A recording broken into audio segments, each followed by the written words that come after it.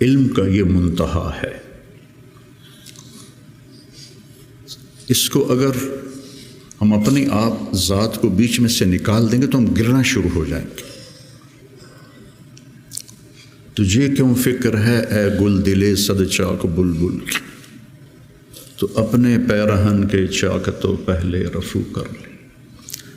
عائشہ رضی اللہ عنہ موت کی سکرات میں تھی، تو عبداللہ ابن عباس رضی اللہ عنہ نے آنے کی اجازت چاہی، تو جنگ جمل کے بعد سے بول چال بند تھی، کیونکہ عبداللہ ابن عباس حضرت علی کی طرف سے لڑے تھے باقاعدہ، تو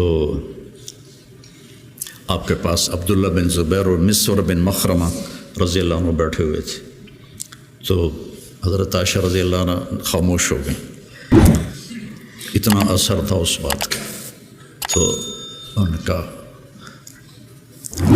حبر الامہ ہے اور ابن عم الرسول ہیں، اجازت دے دیں۔ تو حضرت عائشہ روئے جا رہی تھی اور ان کی بڑی چادر آنسوں سے بھیگ چکی تھی، ساری چادر۔ جب وہ آئے تو کہنے لگے اماں جان آپ کیوں رو رہی ہیں؟ آپ کے اور نبی کی ملاقات میں صرف اتنی دیر ہے کہ یہ جان نکلے اور آپ اللہ کے رسول کے پاس پہنچ جائیں۔ کہنے لگے عبداللہ مجھے دھوکہ نہ دے، کاش میری ماں نے مجھے جنا ہی نہ ہوتا، مجھے بہلاوا نہ دے، مجھے دھوکہ نہ دے۔ اور اللہ کے نبی نے کہا تھا یا عائشہ انہ لیہون علی الموت ان اریتک زوجتی فی الجنہ، عائشہ مجھے مرنا آسان ہو گیا ہے کہ مجھے پتہ چلا ہے تو جنت میں میری بیوی ہے۔ اور وہ رو رہی تھی۔ تو میرے عزیزو اپنی ذات کو نہ بھولو، اپنی ذات کو سامنے رکھو گے تو آپ ترقی کرو گے، اپنی ذات کو بھلا دو گے اور عیب پکڑتے پکڑتے، کمیاں پکڑتے پکڑتے آپ کو اپنا آپ بھول جائے گا۔ حضرت عمرو بن عاص رضی اللہ تعالیٰ عنہ موت کی کشمکش میں تھے، تو دیوار کی طرف منہ کر کے دھاڑو دھاڑ رو رہے تھے، تو ان کے بیٹے نے کہا اما بشرک رسول اللہ بکذا، اما بشرک رسول اللہ بکذا، اللہ کے رسول نے آپ کو یہ بشارت دی، یہ بشارت دی۔ تو آنسو خشک کیے اور لوگوں کی طرف متوجہ ہوئے کہ انی قد کنت علی اطباق ثلاث، میرے اوپر 3 دور گزرے۔ ایک تھا جب میں کافر تھا، اگر میں اس وقت مر جاتا تو سیدھا جہنم میں جاتا، پھر اللہ نے مجھے ہدایت دی، میں ایمان لایا، اور میں نے ساری زندگی اللہ کے نبی کو آنکھ بھر کے نہیں دیکھا حیا کی وجہ سے۔ اگر مجھ سے پوچھو کہ اللہ کے نبی کا حلیہ کیا ہے تو میں نہیں بتا سکتا کہ میں نے کبھی آنکھ اٹھا کے آپ کو دیکھا ہی نہیں تھا۔ اگر اس وقت میں مر جاتا تو میں جنت میں جاتا۔ اس کے بعد ہم پر دنیا کھل گئی اور ہم نے کیا جو کیا، اب پتہ نہیں آگے میرے ساتھ کیا ہونے والا ہے۔ پھر ایسے ہاتھ اٹھائے اللہم لا بری فاعتذر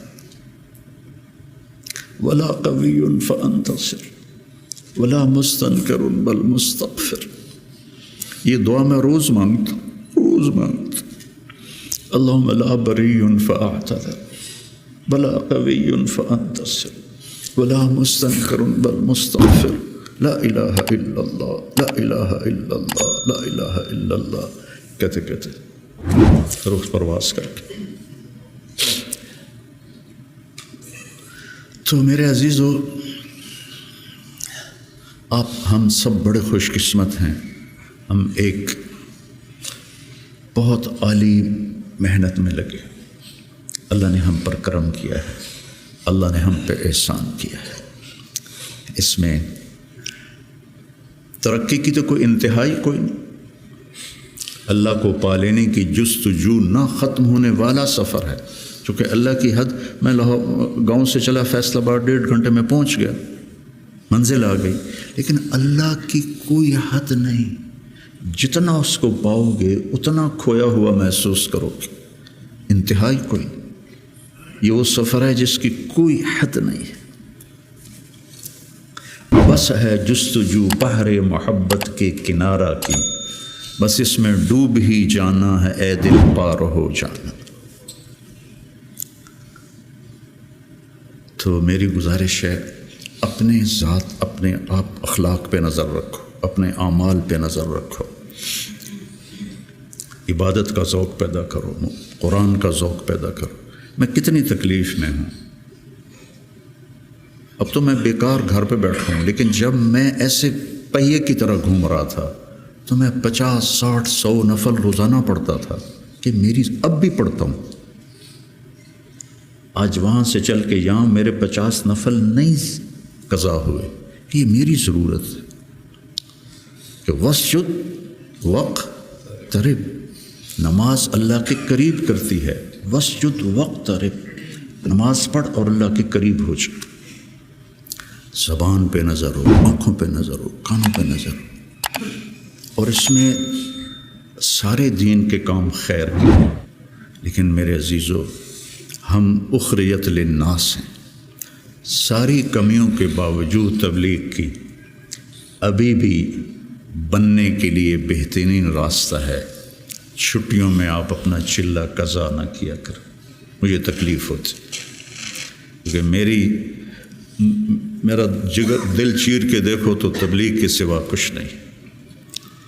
میں عملی طور پر نہیں جا سکتا، لیکن جہاں اس مبارک محنت کے سوا اور کچھ نہیں۔ میں آپ سے بھی یہ چاہتا ہوں، آپ کی کیفیات بچوں کی طرف منتقل ہوں گی۔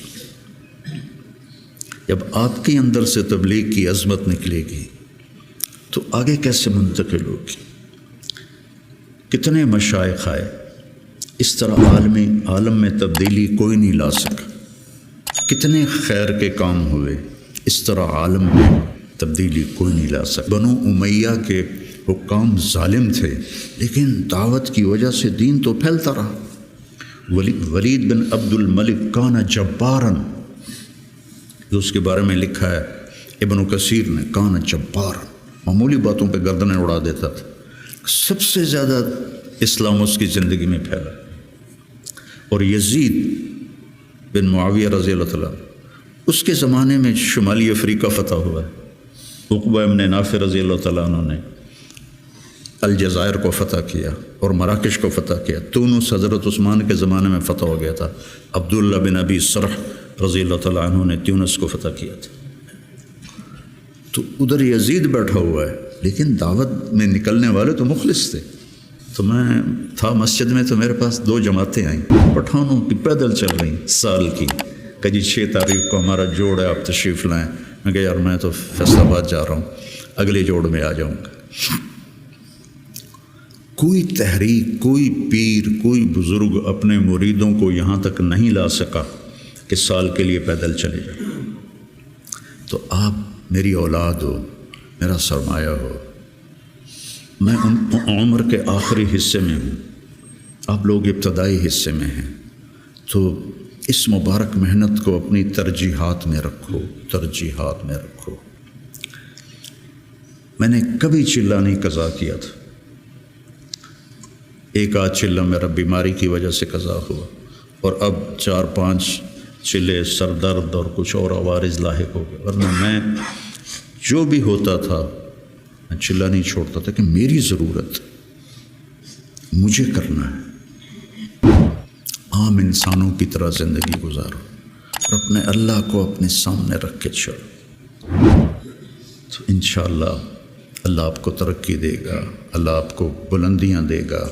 ہماری تو شام ہونے والی ہے، آپ لوگوں کی سویر ہے، ہمارے لیے صدقہ جاریہ بنو، ہماری قبروں کی ٹھنڈک کا ذریعہ بنو۔ اور میں مدارس ایک خاص مقصد کے تحت میں نے مدارس بنائے، نہ کوئی کمی ہے مدارس کی، علماء کی کوئی کمی ہے؟ ایک اخلاق والی نسل تیار، ایک قرآن سے شغف والی نسل تیار، عربیت ان کا خاصہ ہو، قرآن ہو، سیرت ہو، عربیت ہو، اور اچھے اخلاق ہو، اور تبلیغ کا جذبہ ہو، دنیا میں پھرنے کا جذبہ ہو۔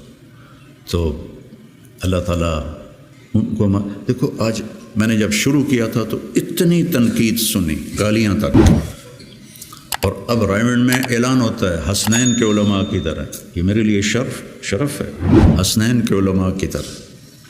کتنی بڑی میرے لیے یہ اعلیٰ درجے کی بات آپ سب کے لیے. تو اس لیے بچوں اپنے آپ کو دیکھتے ہوئے چلو، چھٹیوں کا چلہ قضا نہ کرو. مولانا احسان صاحب ایک دفعہ چھٹیوں میں چلے گئے ساؤتھ افریقہ. وہاں شیخ اب مولانا زکریا صاحب وہاں گئے ہوئے تھے، تو انہوں نے چھٹیاں ان کے پاس گزاری. واپس آ کے چلہ لگایا، واپس آ کے چلہ لگایا. میں رائمنڈ میں اس وقت پڑھتا تھا. انہوں نے اس کو کافی نہیں سمجھا.